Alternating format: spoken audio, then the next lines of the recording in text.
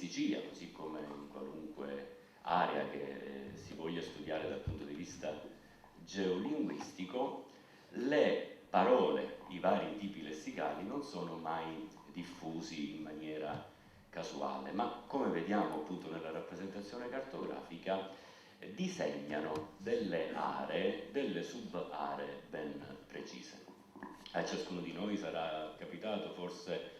per l'esperienza di essere studenti fuori sede o di avere magari degli amici in aree dialettali, in aree geografiche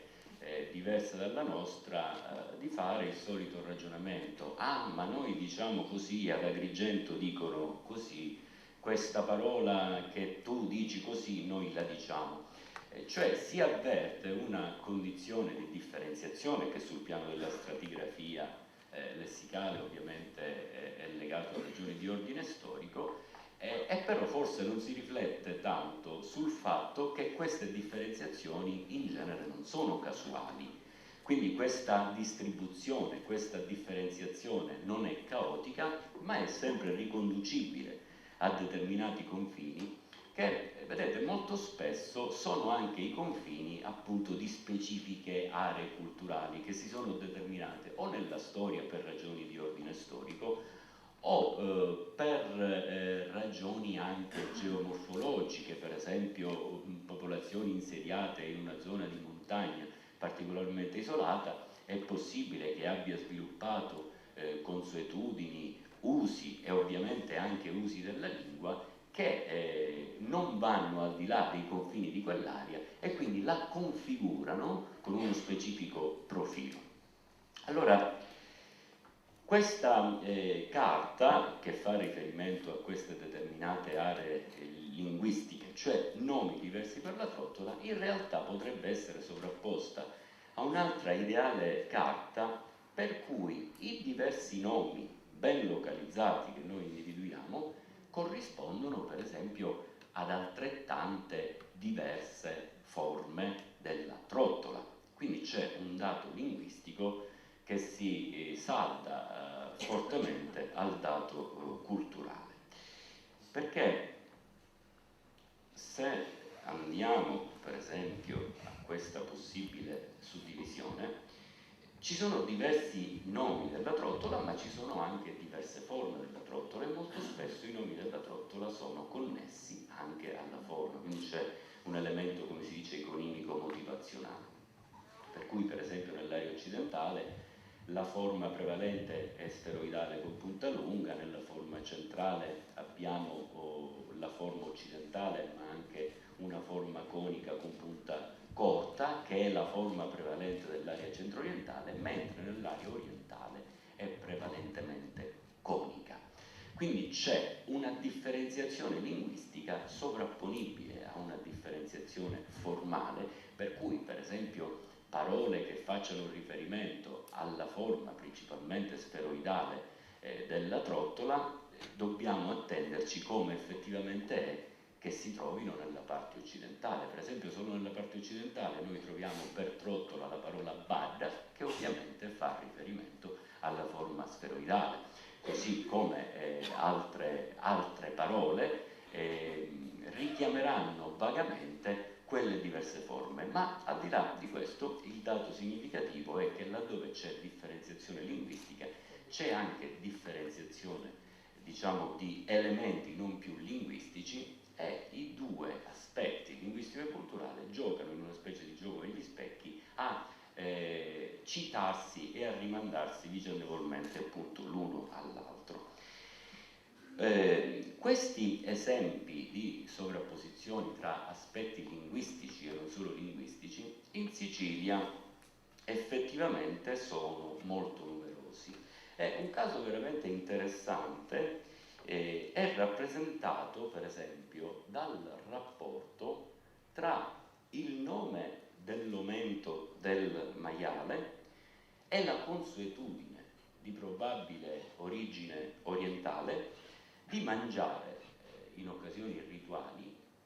carne di capra o di pecora cotta all'interno di forni a legna, il cui coperchio viene sigillato con un impasto di acqua e argilla.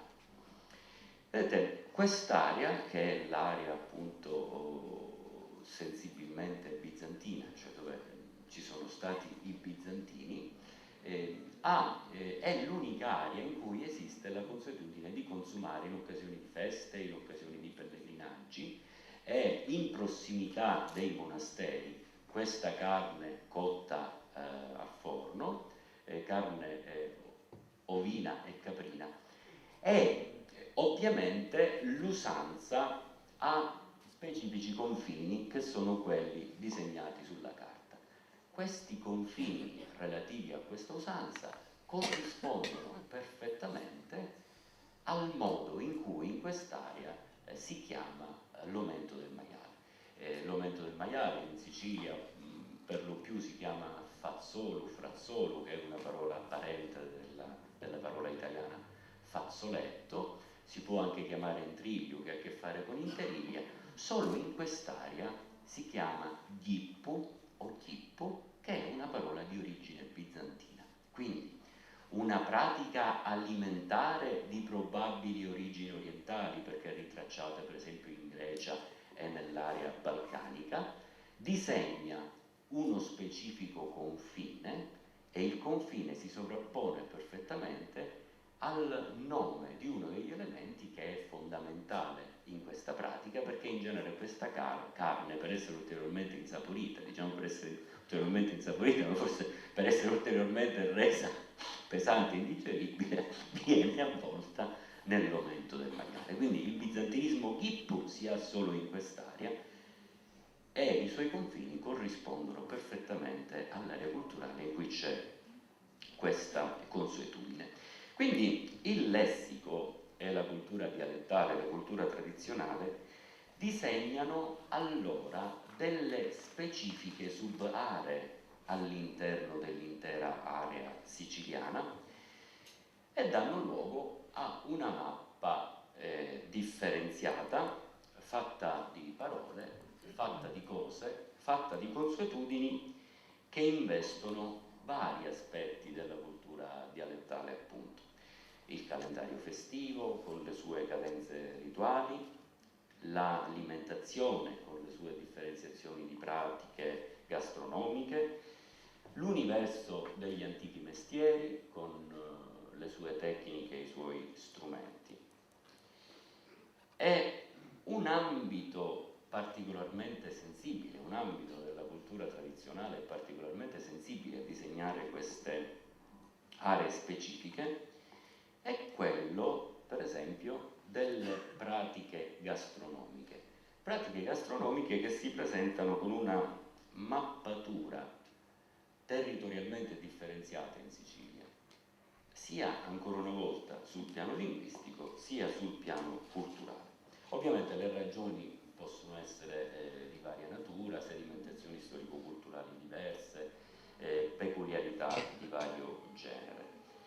Se ripercorriamo mentalmente la Sicilia da ovest a est, ci accorgiamo che ci sono una serie di piatti, consuetudini alimentari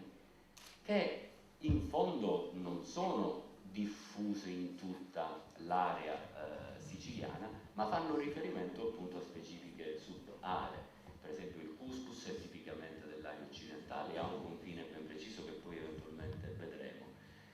L'uso di preparare dolci con succo di fico d'India e farina è di un'altra area che è prevalentemente quella delle Madonie. L'uso di mettere semi di papavero a paparina sulla superficie del pane è tipicamente nisseno, quindi dell'area centrale. La pasta con le castagne dei Nebrodi, la carne cotta al forno che abbiamo visto, lo stoccafisso, i lupini, che ovviamente sono messinesi, e poi le carni, io ho detto così carne, ho messo così carni speciali perché non sono riuscito nella stanchezza a trovare un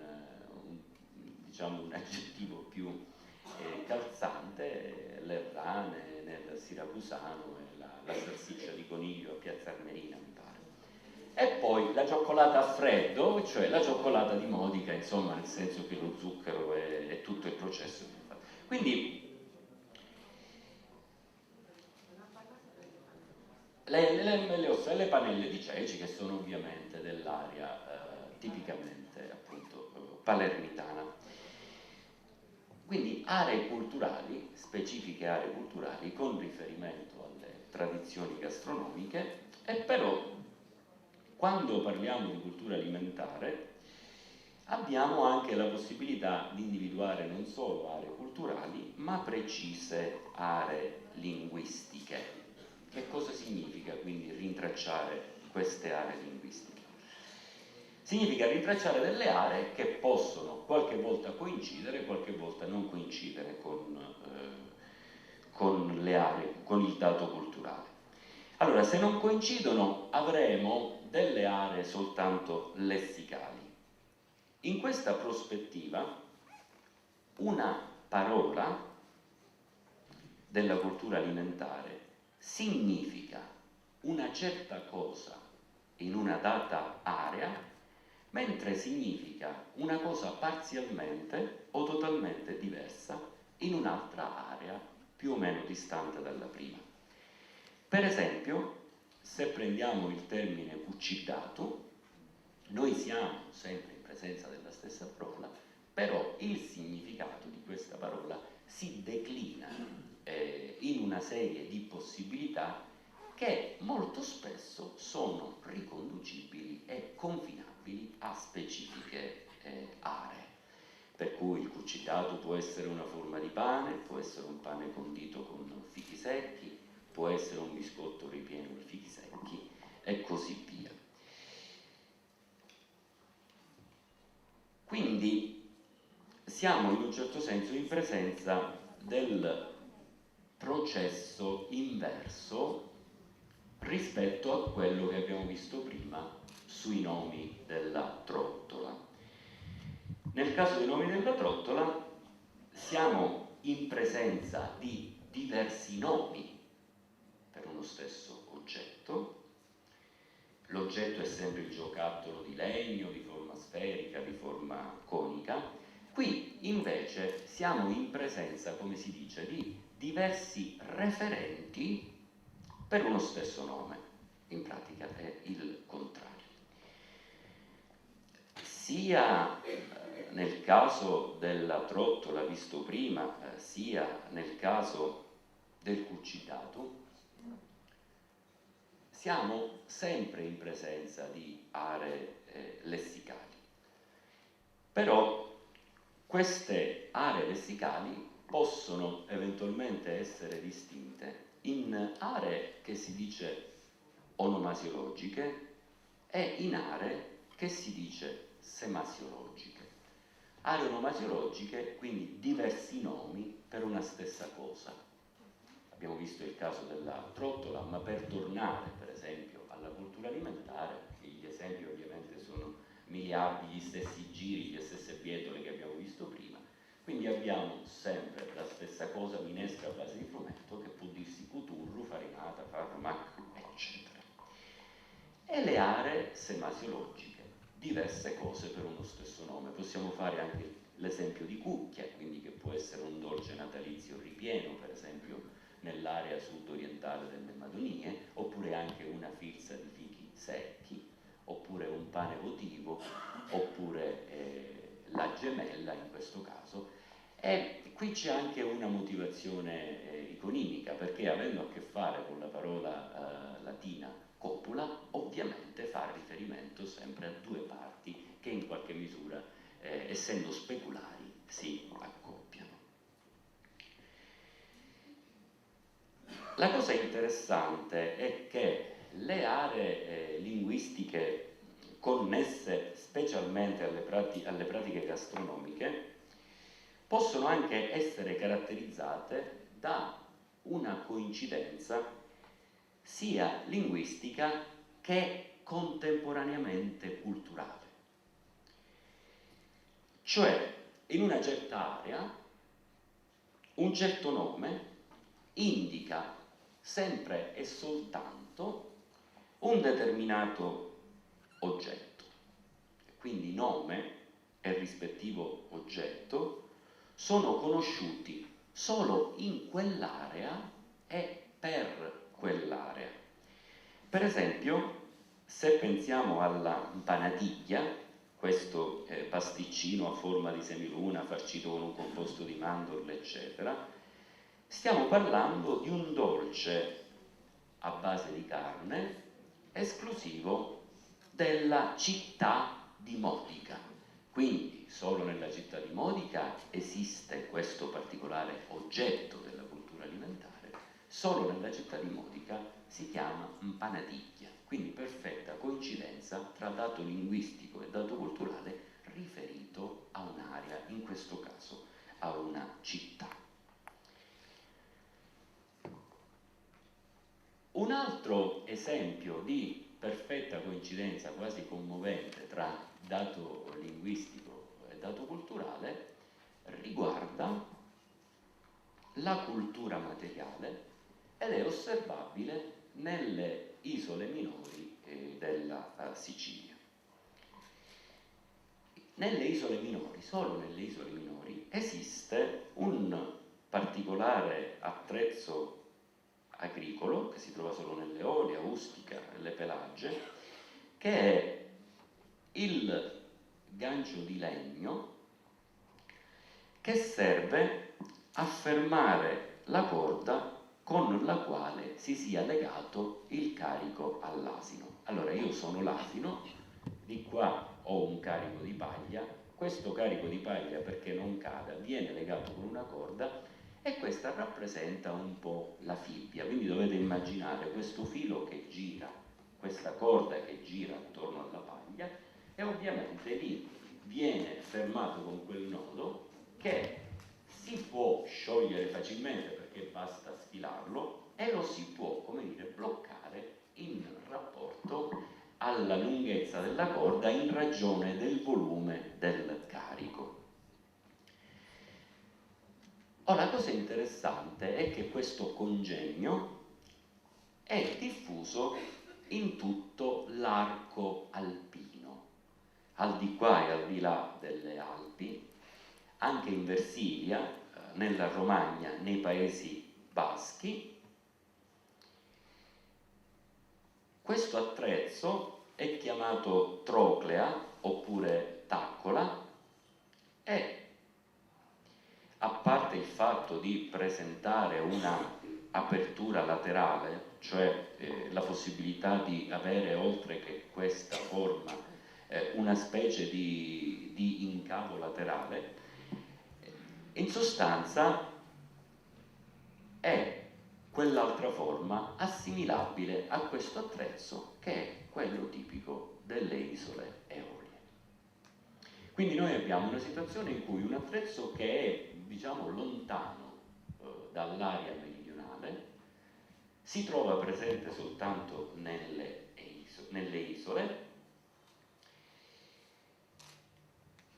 ma la cosa interessante è che gli studiosi che si sono occupati di questo attrezzo, soprattutto quello dell'arco alpino, ne ipotizzano un impiego anche in ambito marinaresco, perché il modo in cui si fissa la corda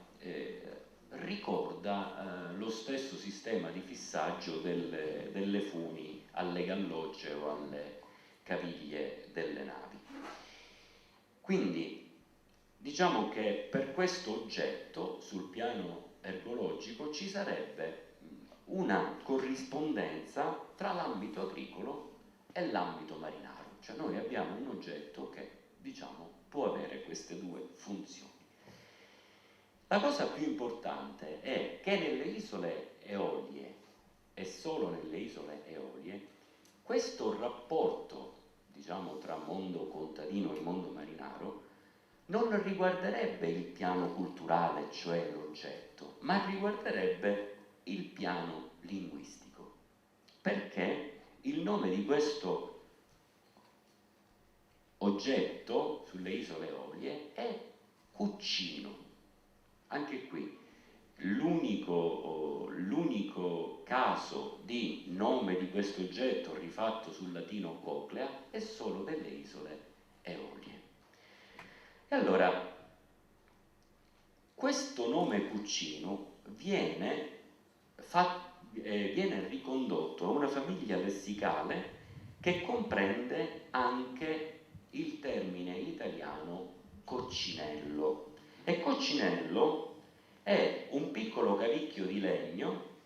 legato per il centro all'estremità di un cavo e serve a unire quest'ultimo a un occhio fatto all'estremità di un'altra corda o alla bugna di un'altra pela. Quindi l'eoliano cuccino, straordinariamente vicino al coccinello, si avvicina a un ambito squisitamente marinaresco. Quindi un oggetto che è utilizzato in due ambiti ha un nome nelle isole Eolie che tradisce nel nome stesso questo intimo rapporto con l'ambito marinaro, perché è parente di coccinello, e coccinello è un termine tecnico specifico dell'ambito marinaresco. Quindi, anche ammesso che questo rapporto tra ambito agricolo e ambito marinaro, che riguarda il piano linguistico e il piano idrologico, anche ammesso che fosse del tutto casuale, in effetti resta in ogni caso esclusivo delle isole Eolie, perché le isole Eolie sono gli unici posti in cui la parola di questo oggetto è rifatto, appunto come dicevo prima, sulla parola latina coclea. Quindi tutti questi casi, io momentaneamente mi fermerei qui, poi eventualmente ritorniamo su un'altra questione più pesante, sono molto interessanti e possono essere usati anche in una classe come strumenti di lavoro per verificare come il profilo storico-culturale di una certa area, anche di un paese, anche di un piccolo territorio, una microarea, è, come dire, denunciato non solo dalle specificità culturali, ma anche da una serie di specificità linguistiche, lo abbiamo visto, è stato quello di cui abbiamo parlato oggi, ma molto spesso specificità linguistica e specificità culturale vanno a braccetto in modo da rappresentare peculiarità di ordine storico, peculiarità di ordine antropologico di una determinata area. Se nell'area orientale, come abbiamo visto prima, c'è la consuetudine di consumare la carne, e c'è il nome Kippu per l'omento, se questa è effettivamente una consuetudine orientale, ciò presuppone che le popolazioni di quell'area abbiano avuto un rapporto significativo con le popolazioni orientali, come effettivamente è. Se l'area del couscous riguarda una parte della provincia di Trapani, è chiaro che ha a che fare con i rapporti che si sono avuti nel passato con gli arabi, e si sa per esempio che l'area occidentale è l'area, in genere si dice, maggiormente arabizzata. Quindi lavorare sul rapporto tra specificità linguistiche e specificità culturali può permettere in effetti di disegnare un quadro molto ampio e molto significativo, non solo, come si dice, in sincronia di quello che emerge, ma anche appunto sulla stratificazione storica e sulle varie fasi, non solo linguistiche ma anche culturali, che si sono avute nelle diverse aree della Sicilia. Quindi io per ora mi fermerei qua. Sì, e anche i dati culturali vanno visti in rapporto ai fatti storici e ai contatti. Le panelle palermitane sono genovesi, sono di origine genovese, così come le impanaticchie citate prima sono di origine spagnola, e per di più connotate da un tratto unico che è la carne dolcificata. Quindi tutto quanto si tiene assieme, non si spiegano certe cose se non attraverso percorsi areali e progressioni cronologiche. Così come nel caso dei nomi, questo è un caso notissimo su cui insistiamo continuamente, i nomi del macellaio, il rapporto tra parola e cosa, tra aree linguistiche e aree culturali, soprattutto i nessi tra il referente materiale, che è il ceppo su cui le carni si squartano, che è il latino planca, e il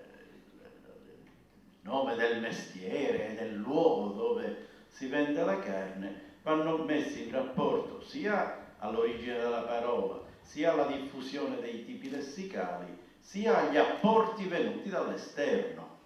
perché come in questo caso, ecco qui, vedete che la parola francese, diciamo, di origine francese, che vedete in giallo qui, ha soppiantato il termine latino, che forse neanche originariamente latino è, ma napoletano, che è planca, ma l'esempio serve per dimostrare come le parole si spiegano attraverso le cose, e la parola chianca o chiancheri non si spiega se non si sa che planca in latino era il ceppo dell'albero su cui le carni venivano squartate, tagliate. Ma qui è interessante anche vedere come il francesismo si sia imposto quasi dappertutto, ad eccezione delle città più importanti della Sicilia, che hanno il tipo latino, ma proprio questo indizio, cioè il fatto che la parola latina sia, cioè la parola più antica, sia proprio nelle città che dovrebbero essere, che dovrebbero testimoniare le fasi più recenti, più innovative, ci fa supporre che questa parola sia venuta da Napoli attraverso il commercio delle carni. Quindi anche qui si inserisce nella cronologia linguistica il dato culturale, economico, commerciale e materiale.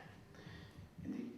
mai, questo serve anche a voi, mai considerare le cose nel loro rinsecchimento etimologico o areale o descrittivo, ma cogliere i nessi che vi sono tra questi diversi livelli di lettura. Ora questo problema introduce poi la questione più generale delle innovazioni nel siciliano che nel periodo normanno, dopo il periodo arabo, vede profondamente rinnovato non solo il lessico, ma anche il paesaggio urbano e agrario. E questo su queste cose ora tra poco si soffermerà il professore Matranga, ma io attraverso 2 o 3 esempi vi mostro come nel periodo normanno, dopo la fase araba, il lessico siciliano si rinnova. E si rinnova perché la fase latina, cioè le parole più antiche, penetrate dopo la conquista romana, permangono talvolta in piccole aree, talvolta in aree piccolissime, vedi il caso di Fitario, di Igri, Sollevare, talvolta in aree più estese, come nel caso di Bollire, che vede il tipo latino nella zona gialla, Vuttiri, e il tipo francese, diciamo, normanno, o comunque settentrionale, nelle altre parti dove c'è Uglieri o Guglieri. La parola è la stessa, solo che la prima è latina originaria, la seconda è una variante settentrionale e viene con i normanni. Così come nel caso di Solleticamere, che è la carta successiva, ecco, anche qui abbiamo in questa zona bassa agrigentina la fase latina antica di Cari con varianti, e dappertutto poi la fase o francese o piemontese, Gattigliari o Grattigliari o Attigliari, eccetera, che è una innovazione medievale. Questo discorso si può ripetere in 1000 esempi, ma io vado oltre, andiamo avanti. Ecco, questo è importante perché c'è la parola normanna che si trova tutta quanta a occidente, la caia, la siepe di rovi, la siepe viva è la caia o la caia in certe zone dell'Agrigentino, ed è l'innovazione normanna proprio, mentre altrove c'è la forma latina saepe, saepalis,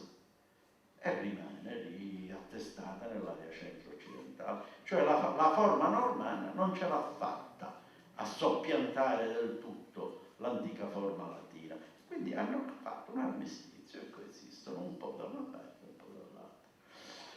Ed è interessante perché in certe zone la forma normanna mantiene questa H aspirata, per esempio nella zona di Bivona, Cianciana, eccetera, Acaia, che è la parola, che è l'aspirazione dell'antico francese, ormai perduto. Andiamo di corsa. Ecco, questa carta serve forse bene ad introdurre le cose che tra poco dirà il professore Matranga, cioè una parola come surcivecchio, con cui si designa il pipistrello, in questa zona agrigentina, sino a Enna da una parte e sino al palermitano meridionale dall'altra, surcivecchio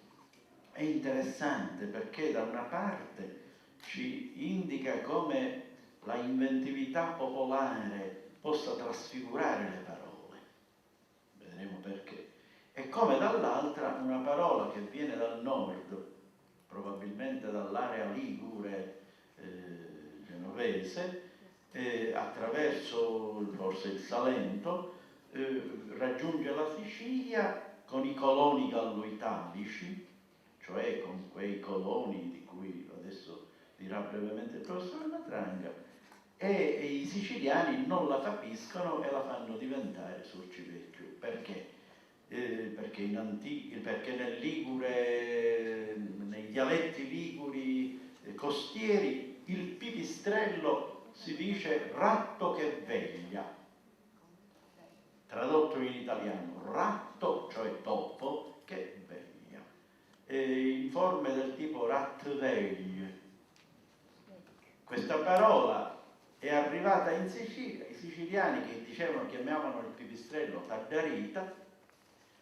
la interpretarono male e la coniarono nella forma di topo vecchio, surcivecchio, ma in realtà abbiamo scoperto